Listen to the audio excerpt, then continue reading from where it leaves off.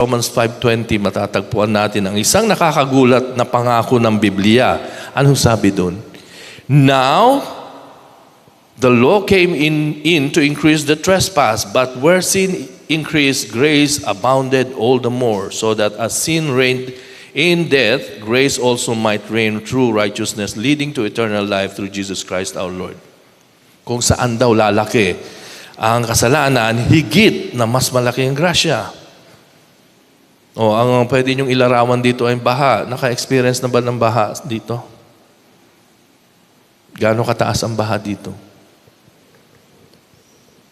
Ang imahe dyan, sa grasyang yan, ay katulad nung nangyari sa Provident Village sa Marikina. Lubog na lubog. Okay? Tumataas nga ang kasalanan, tulad ng baha, nagbabantang palubugin lahat, pero mas mataas ang grasya ng Diyos. Mas malulubog tayo, mas malulunod tayo sa grasya ng Diyos. Marahan ko nga ulit bibigkasin ito, no? Ang simbahang ito ay hindi naging perfecto. Walang simbahan na nabuhay ng 40 years ang naging perpekto. May mga pagkakataon ng kahinaan, may mga pagkakataon ng kabiguan, kasalanan at mga taong nasugatan sa loob ng mga dingding na ito. Mga pinunong hindi na akaabot sa pamantayan, mga desisyong pinagsisisihan sa huli. Pero ito yung mabuting balita. Kung saan man nabigo ang simbahang ito, higit ang grasyang ibibigay dito. Umabot ang grasya sa mga kabiguan at tinubos ito. Kinuha ng grasya yung mga basag-basag na bahagi at ginawang dungawan yan, window kung saan ang liwanag ni Kristo ay sisikat ng mas higit at mas ningning. Ito nga ang gawain ng grasya. It does not just manage our weaknesses, it glorified them. It is glorified by them. Na umapaw ito sa bawat kakulangan ating dinudulot.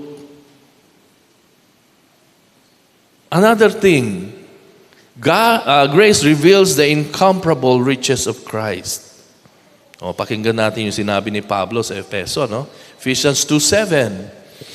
So that in the coming ages He might show the immeasurable riches of His grace in kindness toward us in Christ Jesus.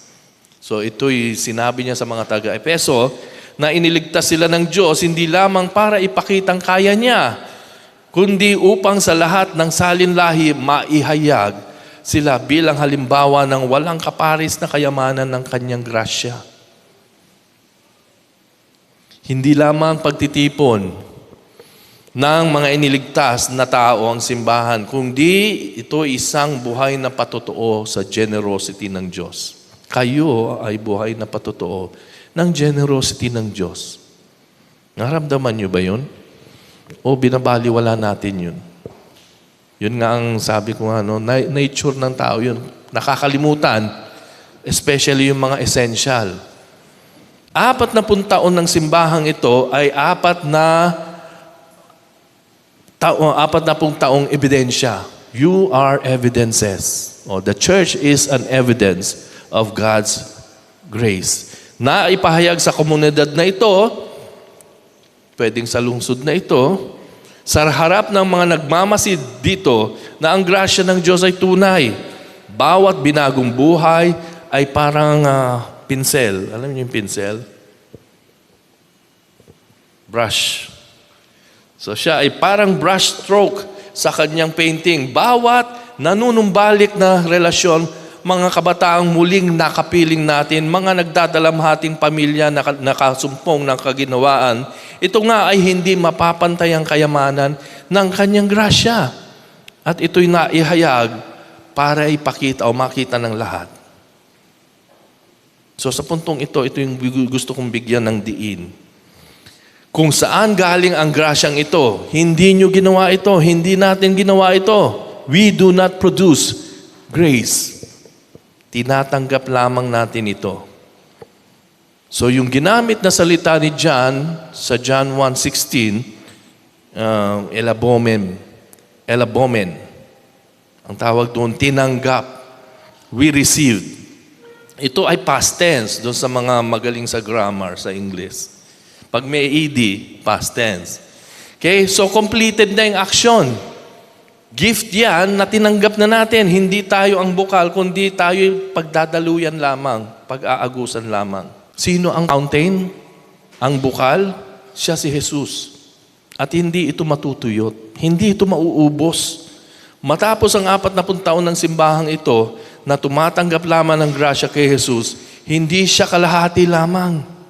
Hindi nauubos ang kanyang grasya dahil ginagamit natin ito. Hindi numinipis ang kanyang pag-ibig dahil paulit-ulit tayo nagkakasala at nanunumbalik sa kanya.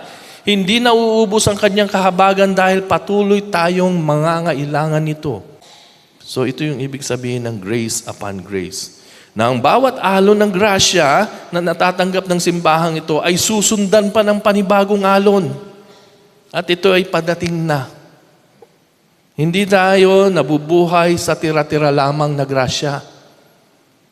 Fresh grace is crashing on these shores even now. Kaya nga sa madaling salita, kaya nakatayo pa rin ang simbahang ito matapos ang 40 years ay hindi dahil sa kalakasan ng kahit sinong narito. Ito ay dahil sa manunubos na napako para sa ating kasalanan. Nabuhay muli para sa ating katuwiran, umakyat sa langit at naupo sa kanan ng Diyos at hanggang ngayon ay namamagitan para sa atin upang siguruhin ang grasya na nagmumula sa Kanya ay hindi titigil at hindi matutuyo. Ang krus ni Jesus ang kinatatayuan ng lahat ng grasya na natanggap ng simbahang ito. Bawat awa, bawat panalangin na sagot, ito ay binayaran sa Kalbaryo. The grace upon grace of John 1:16 flows directly from the sacrifice of John 19. This is the crucifixion of Christ. Kaya ang kapunuan o fullness kung saan tayo ay nakatanggap ay naibuhos na, tapos na sa burol sa labas ng Jerusalem kung saan ibinigay ng anak ng Diyos ang lahat upang tanggapin natin ang lahat.